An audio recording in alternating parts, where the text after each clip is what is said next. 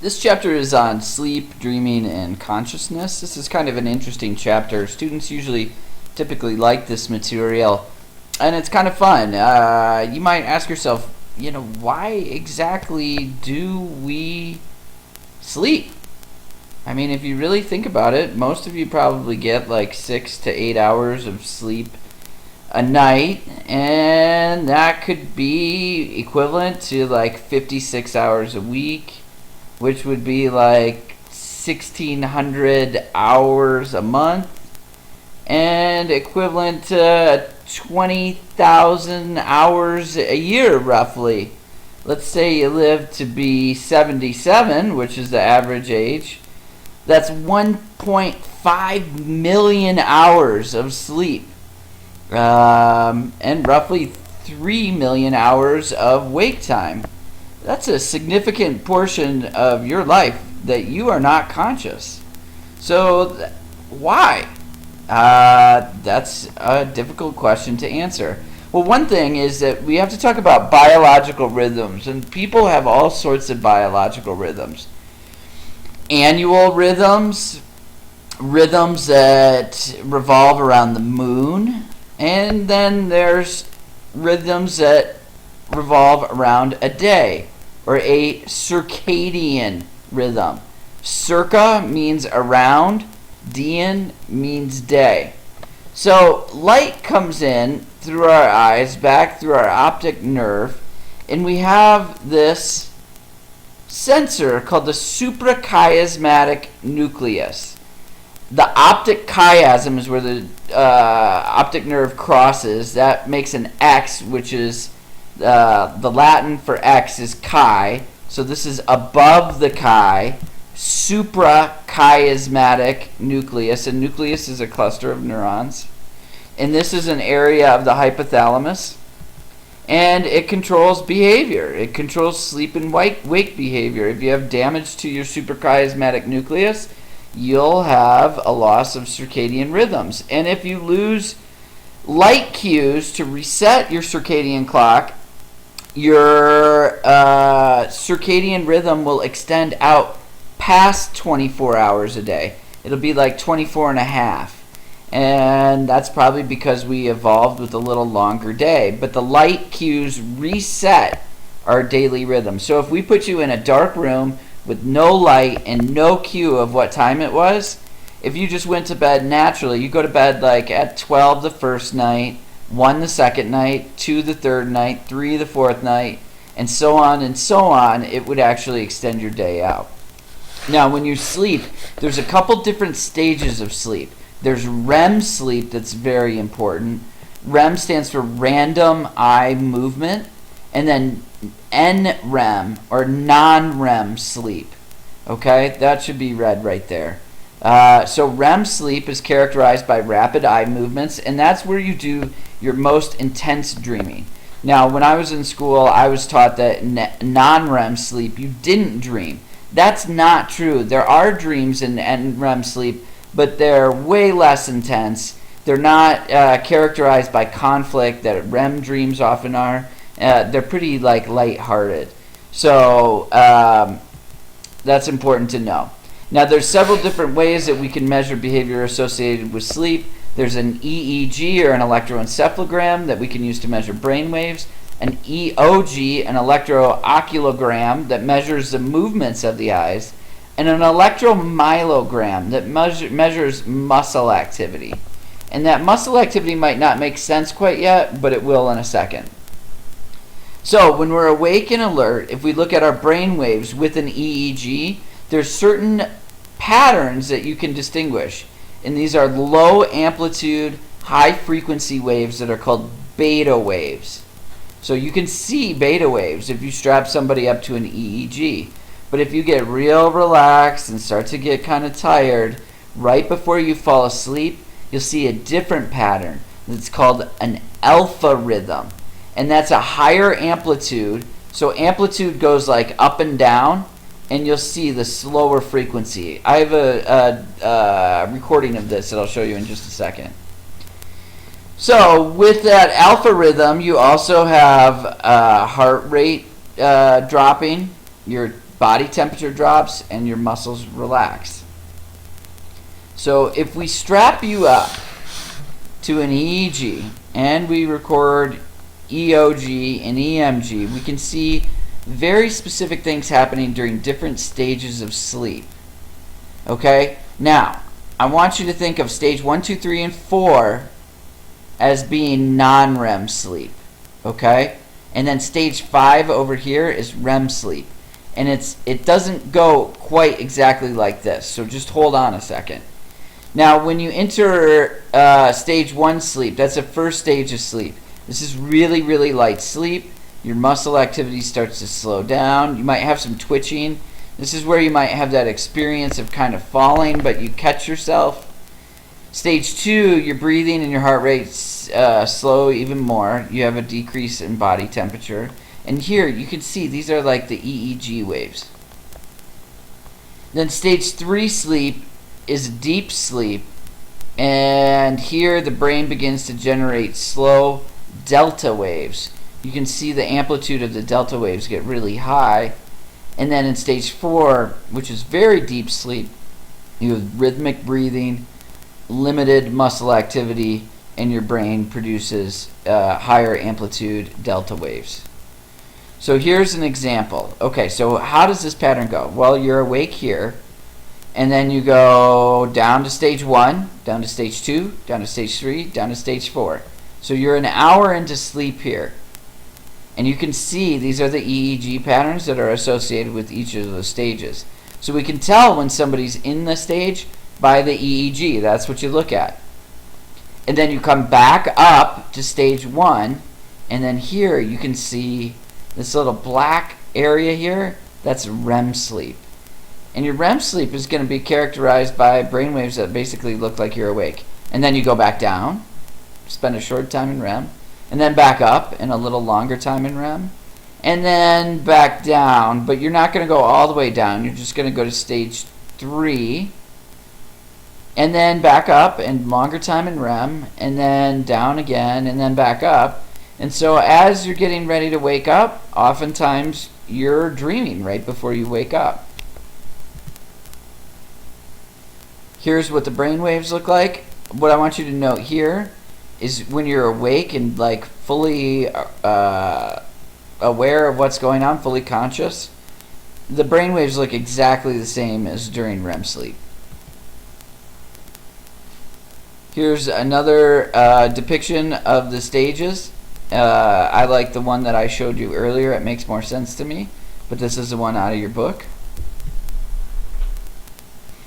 If you look at people of different ages, people spend different times in different sleep patterns. So sleep is not stable throughout our lifetimes. The older you get, the less sleep you get.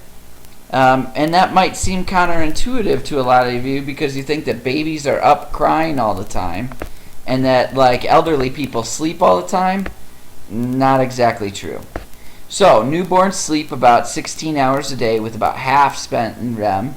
Adults in their 20s sleep about 8 hours a day with about 20% time slept in REM. And then as you progress on past your 20s, there's a further decline in sleep and percent of time slept in REM. By the ages of 60 to 70, a person may sleep only about 6 hours with just 15% spent in REM. And stage 4 sleep might totally disappear altogether by the time you reach your 60s. Do different animals sleep different amounts? Yeah. So a lot of you might have horses. You can see that horses actually sleep very little. And if you go to like a barn or a stable, horses are always awake. And cows, that's kind of interesting. I don't know if you've ever heard of something called cow tipping. If the cow is standing up, the cow is awake. If the cow is laying down, the cow's probably asleep. But cows don't sleep very long either. Bats, on the other hand, sleep about 20 hours a day. So there's a couple brain areas that are involved. The reticular activating system. It starts in the medulla here and projects out to the cortex. The raphe nucleus. and that projects out into the brain as well. And also the pons. We're going to talk about the pons in just a second, but not here. So the reticular activating system is a set of neurons. I don't know if you remember that from the first chapter, but if like we stimulated your reticular activating system with electricity, you'd be wide awake. And if we damaged it, we cut it, you'd probably fall asleep. And might fall asleep like permanently, like a coma. So this is really like the center of your brain that controls arousal and alertness. And the neurotransmitter that is predominant in this area is norepinephrine. So think about drugs that increase norepinephrine, like amphetamines, like methamphetamine. You're going to be wide awake when you do that. Now, the raphe nucleus is another group of neurons, but this is like a serotonin center. And these neurons extend from the raphe, which is located in the pons and the medulla, through the limbic system up to the forebrain. So this is activated during sleep onset. If you were to stimulate your raphe nucleus, you'd probably get sleepy and fall asleep. If you damaged it, you'd have difficulty falling asleep. Or some other areas, like areas in the pons, you'll see the effect of that in just a second. Why do we sleep? Well, that's a good question. And we don't really know. So there's lots of different theories. One is that it conserves energy. We use less energy when we sleep. If we fall asleep and we don't move in a cave, we're going to stay away from predators. It gives us time to restore our cells, so cell repair could happen. Neurotransmitters could be put together in the neurons, and tissue growth could occur during sleep. But the theory that I like the best, and it's probably a little bit of all of these, is sleep for memory. And sleep really aids in memory consolidation. Is sleep necessary? Well, let's watch a short video. This video is about someone that stayed awake for a very long time.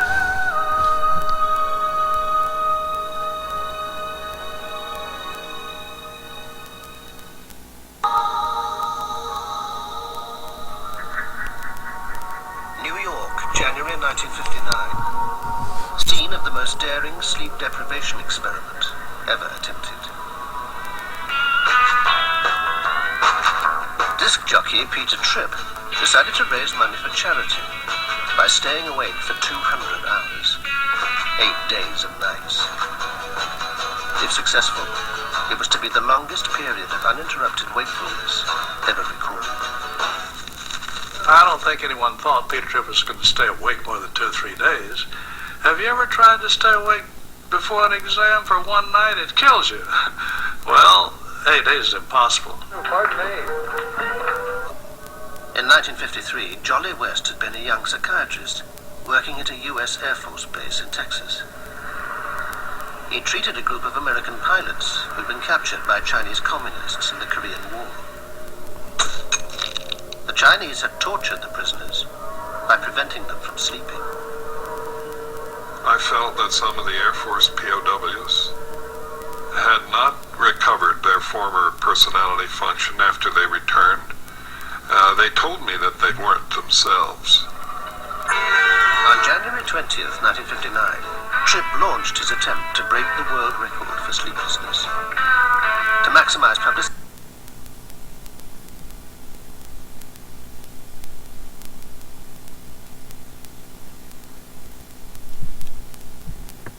for the March of Dimes charity, he broadcast his show from a studio in the middle of Times Square. He was a very cheerful, upbeat guy, and that's what we observed at the very beginning. He called himself Mother's Little Curly-Head Boy. And away he went.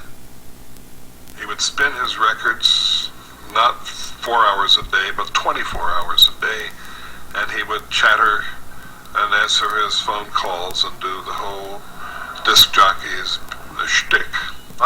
While New Yorkers listened in their millions, the doctors kept Tripp under constant observation. As the hours mounted, it became harder for them to keep him awake. When studies of sleep deprivation are done, I always wonder what measures they took to keep the person awake. Because when we studied Peter Tripp, that was our objective, to make absolutely certain that he stayed awake, and we did. I had the graveyard shift. From midnight till 8 o'clock in the morning, I had my eyes focused on that guy, because after 2 or 3 days, you can imagine he wanted to play games, you know. He'd want me to look out the window and stuff. Well, you catnap a few seconds. We never did do that. We wouldn't let him do this. He would say, now just to go to the bathroom a few minutes, it'll be on. We said, oh, we're going to go to the bathroom with you. Oh, he was mad and incensed, but finally we said, look, if you got to the bathroom and sit down, you're going to go to sleep, don't you know? The whole experiment's over. Oh, he said, okay. So, as inconvenient and as awkward as it was, we were with this man constantly. By the third day, Tripp's behavior had begun to change. He was abusing everyone around him, even his barber, who he'd known for years. Peter began cursing the barber, really being terrible to him and insulting him, and the barber cried. He didn't understand this. He began crying when Peter cursed him. His mean body temperature progressively declined over this period of time, and the lower it went, the crazier he got. Tripp had begun to see things that weren't there. He mistook one of the doctors for an undertaker who'd come to bury him. He ran into the street, terrified. At first, the medical team were puzzled by the hallucinations, but then they made a surprising discovery. When we sleep, we enter a period of REM sleep every 90 minutes. It's during this stage that we dream. Tripp's brainwaves showed that although he was awake, the hallucinations were shadowing the 90-minute cycle of dream sleep. There was a 90-minute cycle of relative confusion and relative clarity that would ebb and flow. During the time that he would, if he were sleeping, have had REM sleep, those were the times he was most likely to hallucinate.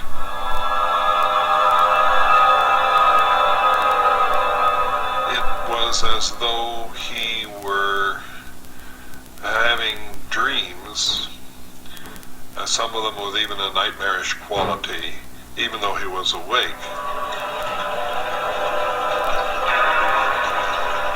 He began seeing spiders in his shoes, and he talked about it, was fearful of this. He actually could see these spiders in his shoes. He'd take off his shoes and look inside them and say, those are spiders. See those spiders in there? If you're seeing and hearing things that aren't there while you're awake, you're mad. If you're asleep, you're normal and having a dream. So it's the question of whether you're awake or asleep that makes the difference. And in his case, since he wasn't allowed to sleep, it's as though his normal dreaming pattern began to show itself. As the 200-hour goal approached, West and Cornelison became increasingly concerned. On the very last night, he was so far out of it that we were hard-pressed to keep from calling an end to the whole thing. But by that time, we were ourselves pulling for him to make it to the end. And we thought that, hey, we're psychiatrists and physicians, we'll keep this guy going and on his feet, even though he's crazy as a loon. After staying awake for 201 hours, Tripp finally went to bed and slept for 24. When he awoke, the delusions had gone. At first, he felt that he was unaffected, that he was back to normal, perfectly normal again. But his wife didn't think so. And in fact, their marriage started to go bad after that, and they ended up getting divorced. The man I saw the first morning that he began this when he was waving at everybody through the class windows and smiling and laughing and joking with us. After the 200 hours had become a changed individual. So that video is interesting, and it gives you a good example of extreme sleep deprivation. And those doctors did give him drugs to stay awake. You can draw whatever conclusions you want from that story, but it's just interesting nonetheless. So, other researchers have done sleep deprivation studies. William Dement in 1960 used EEG and EOG to register the beginnings of REM sleep, and he would wake subjects up right when they began REM sleep, and you could notice a lot of personality changes in the subjects. They became really irritable, anxious, hostile, and aggressive. And then, right after the study was over, they had something that's called a REM rebound. And when you suppress REM sleep, and this actually happens with a lot of drugs, whether they're taken recreationally or prescription, but a lot of things that make you sleep compress REM sleep, so it'll shorten the period of time that you're in REM. So good examples of this are Tylenol PM. So anything that says like PM in it will have diphenhydramine in it. Diphenhydramine is Benadryl. And Benadryl, if you've ever taken it, you know it makes you very drowsy. But it'll compress REM sleep into very short chunks. Ambien, or any of the drugs that induce sleep, typically do the same thing.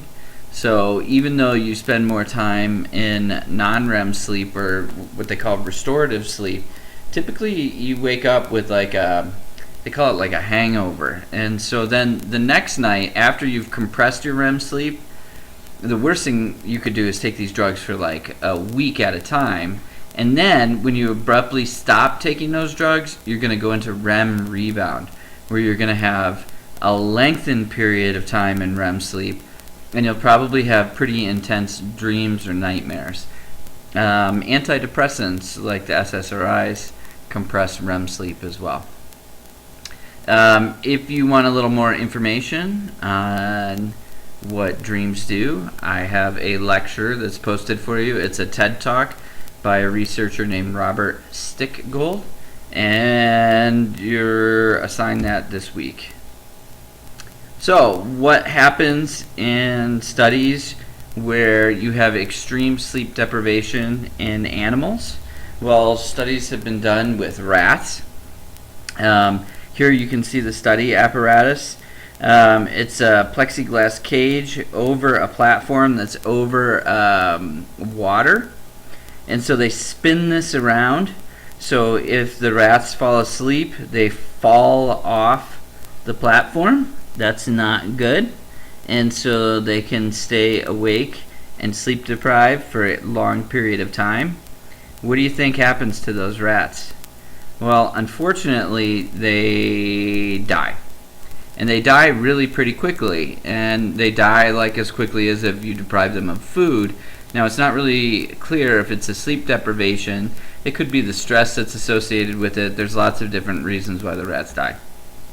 So, why do we dream? Well, watch a Robert Stickgold lecture, but if you went and looked at someone like Freud, this is one of the original books that Freud wrote, The Interpretation of Dreams. And here's a cover of like a modern day version of it. That's one of the things that Freud is best known for, is interpretation of dreams, and he would use that as a psychotherapeutic tool.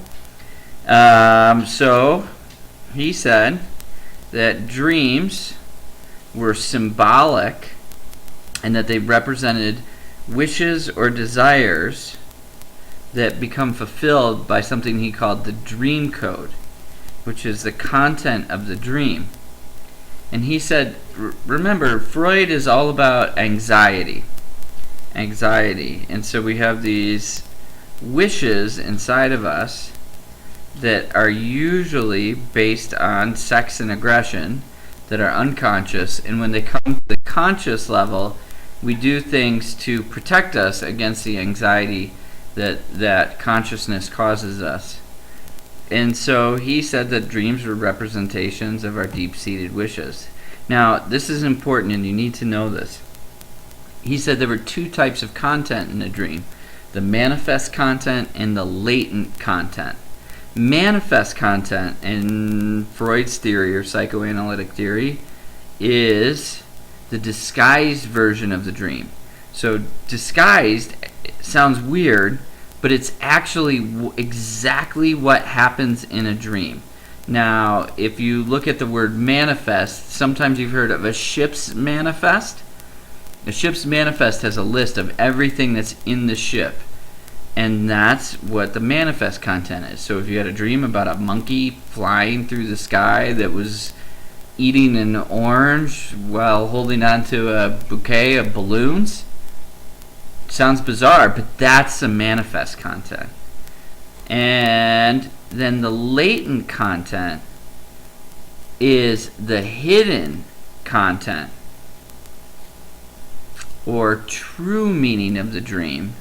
And you would work with a psychoanalyst or consult one of Freud's textbooks to understand that. So here's the way that I remember it: manifest content, like a ship's manifest, and it's exactly what's in the dream. Latent is a hidden content or true meaning of the dream. Do animals dream? Well, if any of you have pets, I'll bet you've seen your cat or dog dream. And pretty much every animal that's been studied has periods of REM sleep. And animals' sleep architecture is often very different than our own. The book doesn't really talk about it, but it's really cool if you look at animals' sleep. Some animals will shut down one half of their brain at a time while the other half of the brain sleeps. Some animals, depending on how they're lined up, like ducks will line up on a log, and the ducks on the end of the log are kind of like the lookout ducks, and whichever eye is facing out, that corresponding half of the brain, which would be on the opposite side, stays awake while the other side sleeps.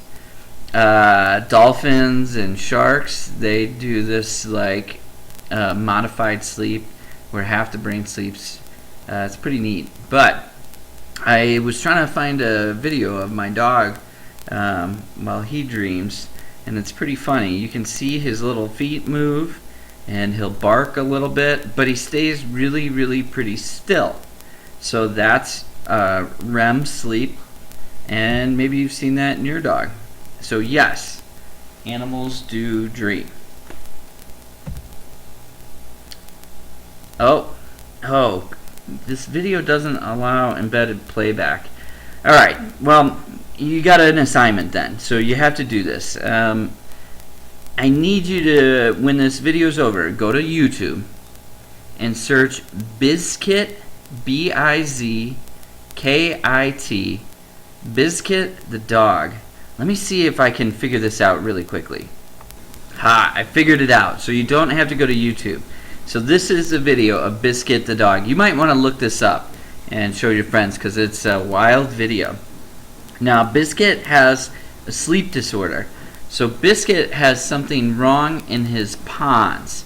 Now, we didn't really talk about this, but during non-REM sleep, you have motor control.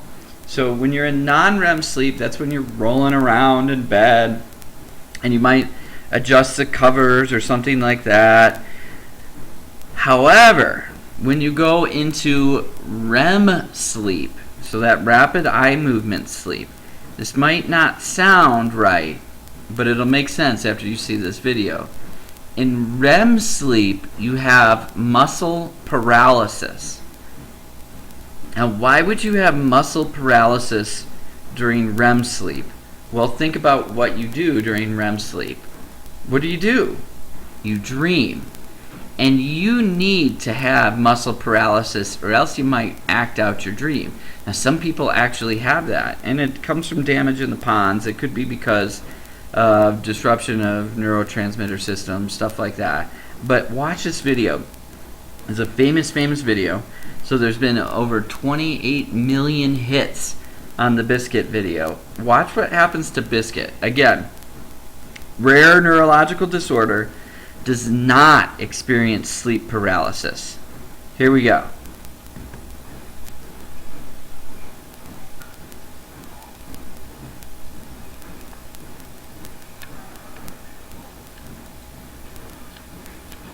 There he's probably chasing a cat or something.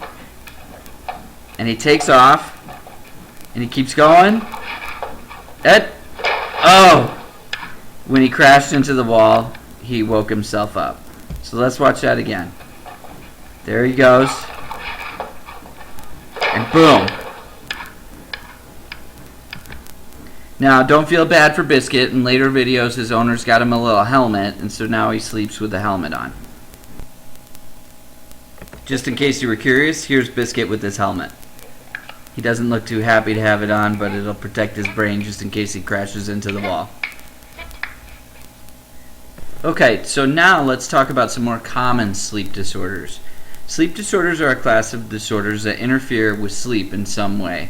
The most common one is insomnia, but other sleep disorders include sleep apnea, sleep terrors, nightmares, and sleepwalking. And there's a few more that the book doesn't go into that I'll cover really quickly here.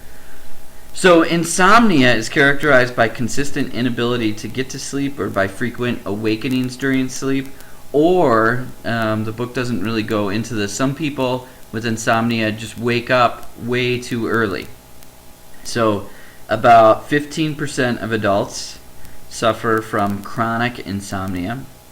35% have occasional insomnia. And it's pretty normal to have temporary or situational insomnia. I'm sure you've had experiences where you haven't been able to fall asleep, stay asleep, or you wake up too early. Sleep apnea is something very different. Several things can cause sleep apnea, but sleep apnea is a disorder that's characterized by irregular breathing during sleep. And most people that have sleep apnea have no idea that they have it. So, like the way that you can diagnose this, and usually it's usually someone's partner that they sleep with reports these symptoms because it's kind of scary. So someone with sleep apnea, typically they snore, and at some point in the night they'll stop breathing. So they'll like, and then they'll stop. They'll take a deep breath and then they won't breathe. And then all of a sudden, it's going to be like at minimum 10 seconds, they're going to go and then breathe again. So literally they stop breathing. And oxygen saturation in the blood goes way down. It really has some pretty profound negative health impacts. And the way that you diagnose this is by having a sleep study done. So you'll go in a laboratory and they will film you while you sleep. And unfortunately, a good chunk of the population has sleep apnea. So like 6.6% of the population. And this will likely increase. One of the risk factors for sleep apnea is obesity. And as you probably know, obesity is a huge problem in the United States. Other things like deviated septum, sleeping on your back, there's lots of different things that can cause it. But the way that you treat sleep apnea, well, one, you can try losing weight. But if that doesn't work, there are some surgeries, but the most common treatment is called a CPAP mask. So CPAP stands for continuous positive airway pressure, and a CPAP mask looks like that. So it looks like something that a fighter pilot would wear at night. This tube is hooked up to like an air compressor, and it shoots a mask full of air, so you have positive air pressure, and it keeps people from having those attacks if they have sleep apnea. Narcolepsy is another disorder. I had a friend that had narcolepsy. Actually, he was my dentist too, which was a little scary to think that your dentist might be narcoleptic. But someone with narcolepsy typically falls asleep really suddenly and uncontrollably. So it's an immediate onset of REM sleep. With REM sleep, you typically lose muscle control, or sometimes this is referred to as cataplexy. Not all people have narcolepsy with cataplexy, but if you have that, you'll just be walking around. Unfortunately, this is associated with emotional arousal. So somebody will be laughing really hard, and then boom, like that, they're asleep, and they lose total muscle control, and they collapse. You can imagine that this could be kind of dangerous. I mean, what if you were in like a swimming pool and walking next to a swimming pool, or crossing a highway? How about driving a car? My friend that realized he had narcolepsy, he didn't realize it until he ran his car off the road and hit a tree twice before the doctors realized he had narcolepsy. And actually, you treat narcolepsy with stimulants. So remember when we were talking about the brain regions that were involved in the reticular activating system? That is a norepinephrine rich area, and so drugs that increase norepinephrine will treat narcolepsy. So Ritalin is often prescribed for narcolepsy, but there's other weird drugs that can treat narcolepsy as well, like GHB. You may or may not have heard of that. Here's a short video on narcolepsy. Oh. Let's watch this video. Oh, that video doesn't allow embedded. Hold on.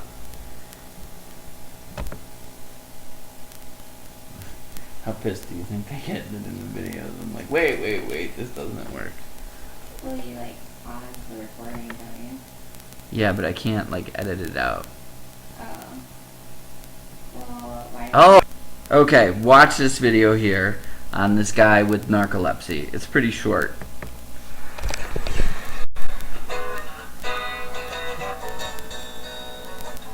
For 44-year-old Mohammed Dowd from Tunbridge, Kent, every minute of his life is a battle to stay awake.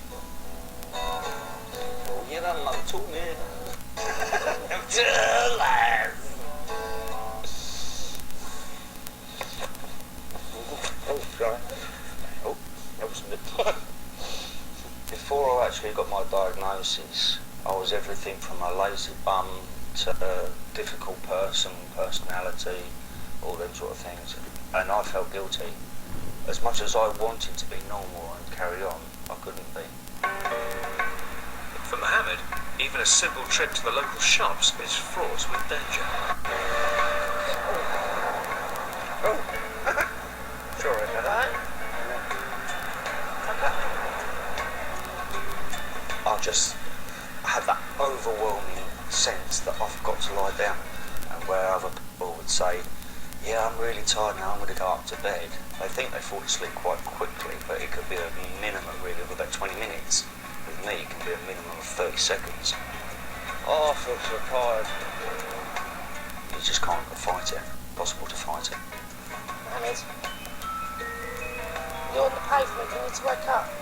People often think that you're drunk or on drugs or something strange about you, and they feel defensive, they want to back away. They don't want to know. And other times people have come and sort of gone through my pockets.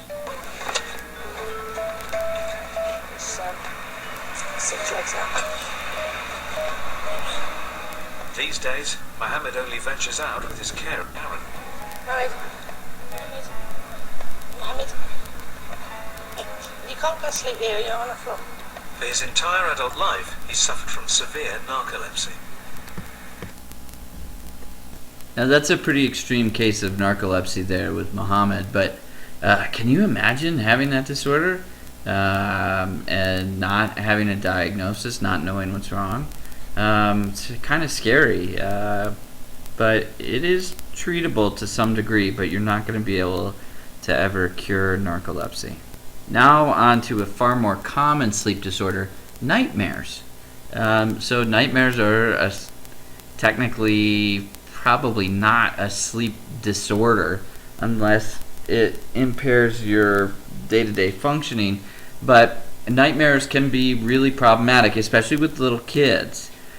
So we've all had the experience of having a bad dream, and those dreams occur during REM sleep.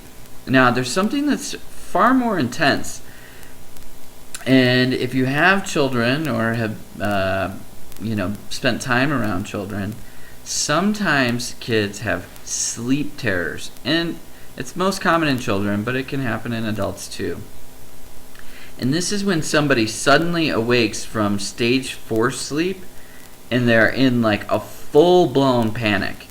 So they're not going to have any recollection of a bad dream at all, but they're going to wake up and they are going to be screaming and they're terrified, like something like horrific has happened. It will occur during stage 3 or stage 4 sleep. But can you imagine that? Like, here you are, you're a new parent, and you've got a little toddler, and all of a sudden in the middle of the night, they just wake up screaming like just in sheer terror. And they won't have any recollection of why. That's what a sleep terror is. Okay, the next sleep disorder is sleepwalking, which is also known as somnambulism. And this is characterized by walking in one's sleep. And this also happens in stage 3 or stage 4 of non-REM sleep. And you might have heard that it's dangerous to wake somebody up if they're sleepwalking. I mean, you can try to wake them up. They're probably going to be kind of out of it if you wake them up. But the best thing to do is just kind of redirect them, take them back to bed, and tell them that they're sleepwalking and that they need to go to bed. This often happens between the ages of 6 and 12. Sleep talking is another common thing that can happen in sleep. And this is the production of speech or speech sounds associated with sleep without subjective awareness. And this is also called somniloquy. And again, like, this doesn't really cause any significant problems. It can freak you out. About 10 years ago, I had a serious girlfriend that had somniloquy, and she would sit right up in the middle of the night and she would start talking like really loud, and she would say some really weird stuff.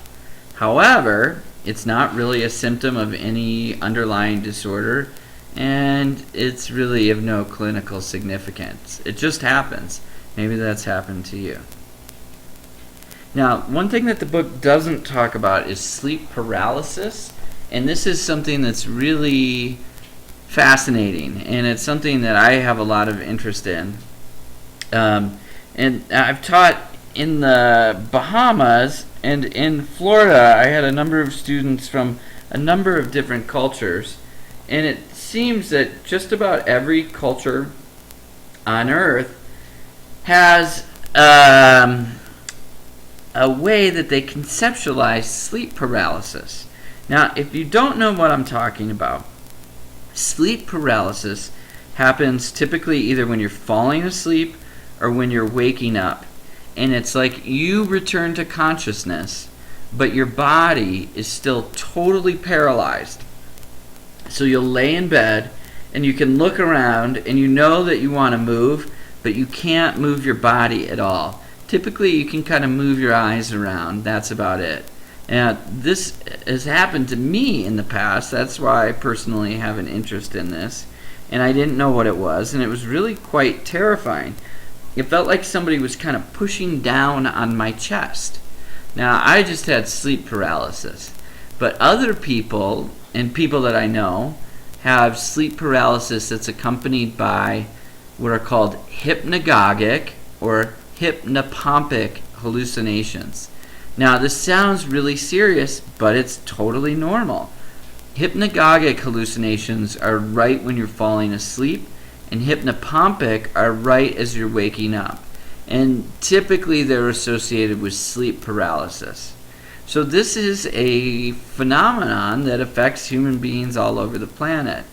In the Bahamas, they have this like folk belief that if you sleep with the window open, that a spirit will come in, and a spirit, they call it the spirit holds you down, or the spirit was holding me down. That's how the Bahamians will describe it. Now, I've had Jamaican students, and they describe it as they call it that the devil is riding you, or the devil is on your back. And now that sounds bizarre, but you can go through cultures all over the globe and find representations of sleep paralysis and hypnagogic and hypnopompic hallucinations. And in history, too. This is a famous painting called The Nightmare. And this was painted by John Henry Fuseli in 1781. And you can see the woman is paralyzed while this demon is sitting on her chest, holding her down. And that's what people typically describe. So again, totally normal, not the sign of any underlying pathology or anything like that, but it's fascinating. Okay, really quickly, hypnosis. Now, hypnosis is weird. Hypnosis is odd. I don't know if you've ever been hypnotized before, but a certain percentage of the population is highly hypnotizable. Those folks are also highly suggestible. And so when you see a hypnotist at like a hypnotism show, the hypnotists look for those folks that are highly hypnotizable and highly suggestible. Hypnosis, though, it works. Some people can't be hypnotized, but most people can be hypnotized to a degree. And what it is a state of altered consciousness that's characterized by deep relaxation and detachment, as well as heightened suggestibility to the hypnotist's directives. Now, the thing that I think hypnosis is best used for is pain. And it's used in hospitals a lot. There's a lot of people that can't take pain medication, and hypnosis works very good for that. But there's reports of it working for athletic performances and memory enhancement. I think a lot of this is like the placebo effect. But people that are highly hypnotizable and highly suggestible, they can have a phenomenon that's called posthypnotic suggestion. And here is where suggestions or instructions are given to a hypnotized person, and it motivates the person to perform that action or acts, whatever it might be, after returning to a normal state of consciousness. So this is when the hypnotist tells somebody, like, once you go back to your seat, you're going to act like a chicken, or something weird like that. But unfortunately, with hypnosis, there's been a lot of bad things that have happened. Read your textbook if you're really interested in this. In the 1980s, there was a whole epidemic of people that had recovered repressed memories under hypnosis of like ritualistic satanic abuse, alien abduction, childhood physical and sexual abuse, and a lot of that was planted by therapists during hypnosis. So there's different theories of hypnotism. One is a dissociation theory, and this was proposed by Hilgard, and he says that during hypnosis our behaviors become separated from or dissociated from our awareness. So there's also dissociative disorders. We'll talk about that more later. But again, there's a small percentage of the population that is highly hypnotizable. It's about 5% of the population, and they are really prone to hypnotic suggestibility, and they have a predisposition to attend to hypnotist suggestions. So you can see problematic effects. If somebody's highly hypnotizable, they might come to believe the suggestions that were planted by the hypnotist or a hypnotherapist. Okay, so that's the end of this chapter. Again, if you have any questions, please let me know. Send me an email or whatever, and watch the videos that are assigned for this chapter as well.